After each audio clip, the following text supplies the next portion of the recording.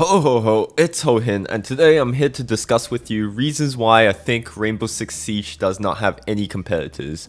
Now, as you know, Siege was released in late 2015 and had many issues with it that made the game very unappealing, hence had a very feeble player count and countless negative reviews. Ubisoft, however, has taken the feedback given to them and made changes to the game which reflect on fixing these issues as efficiently and effectively as possible. This resulted in the game skyrocketing from under the radar, and the peak player count has since gone up by a huge number. The amount of players playing this game in average each month has also tripled, going from 7,000 all the way up to 23,000 as of now, and even higher back in February. Now, a lot of people still haven't heard of Siege before, and it's understandable because Siege is always covered up by the AAA title games such as Battlefield 1, Black Ops 3, and Titanfall, etc. Rainbow Six Siege to the outsiders will only seem to be a generic copy similar to those three mentioned before. However, we all know that this isn't true at all, and there is a lot of differences between the other first-person shooters released recently and Siege. Hence, this is why I wanted to make this video, because Siege is just so different that it nearly seems impossible to compare other games to it and say that they have the same qualities. Before I start though, I just want to clarify that my intention of doing this is just to open a discussion and put out my thoughts. It is not to make any game look inferior to one another and does not intend to offend or insult anyone in any way. So yeah, forgive me if I sound like it. So now we've got this done, let's first familiarize ourselves with what exactly is competition when we're talking about a game. So in games, we generally compare two or more similar games, usually by different companies, against each other to see which have similar qualities that excel more. It is to say that comparison between competition allows a person to distinguish in their preference what is best when it comes to a certain genre or element of a game. For example, if we're talking about MOBAs, then we'll be comparing League of Legends, Dota, and Smite together. And then we'll say that in terms of mechanics, Dota would be better than the mechanics in League or Smite. However, if we were to look at customizations, then League would be better, etc. You get the idea. When you compare games to each other, you need to identify similar qualities that are present in both or more games in order to make an observation to see which one excels at that quality the most. Now back onto the main topic, if we were to compare Siege to other games out there like Battlefield and Call of Duty, the most we can compare is just the shooting mechanics and customizations of the guns and characters/classes. There is no more beyond this extent as Siege narrows down into one iconic element, realism and tactics. I dare say that both Battlefield and Call of Duty games do not consist of much strategy, maybe a bit of realism on Battlefield's side of things, but the realistic approach for Battlefield is different from Siege, as Siege focuses on realism during special ops mission, while Battlefield is more concentrated on portraying the realism of war.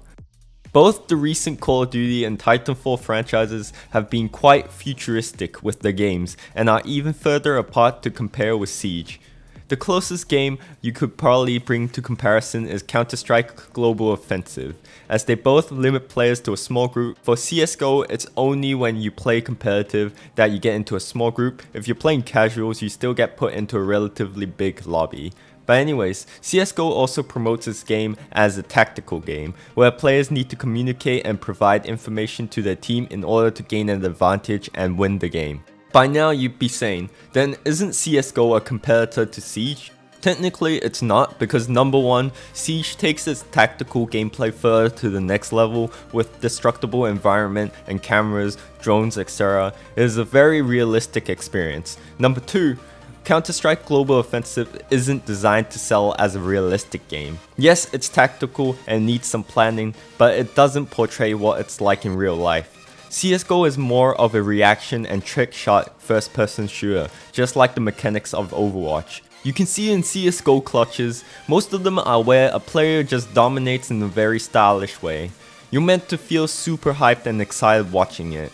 You can also see this evident from all the nade placements that you can throw to smoke out vital areas of the map, such as the mid doorway in Dust 2. And the last reason that I bring up is just simply the customization in the game. In CSGO, everyone can have the same loadout, same everything, which isn't necessarily bad, but it's not comparable to real life because there will always be some that are responsible for a certain role, like breaching doorways, giving cover fire from a distance, and shields.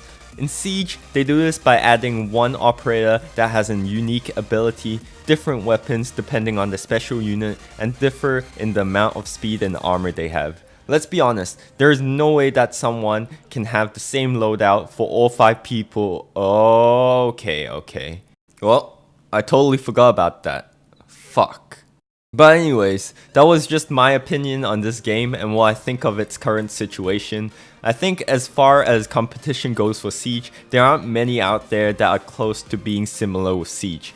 Yeah, sure, people are still going to compare normal FPS games with this, but when you get down in detail, there isn't a lot of comparison.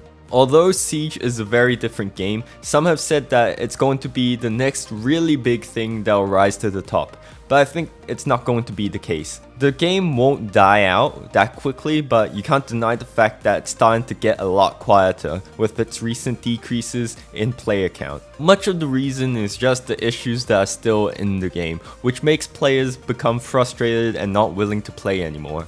We're talking about the long queue times and small bugs that happen pretty frequently, but I won't be expanding on this as it will go off track. That's it for this video. If you have any other opinions on this matter, please make sure to comment below. Thanks for watching, I hope you enjoyed it. If you did, please give it a thumbs up, and I hope to see you in the next video.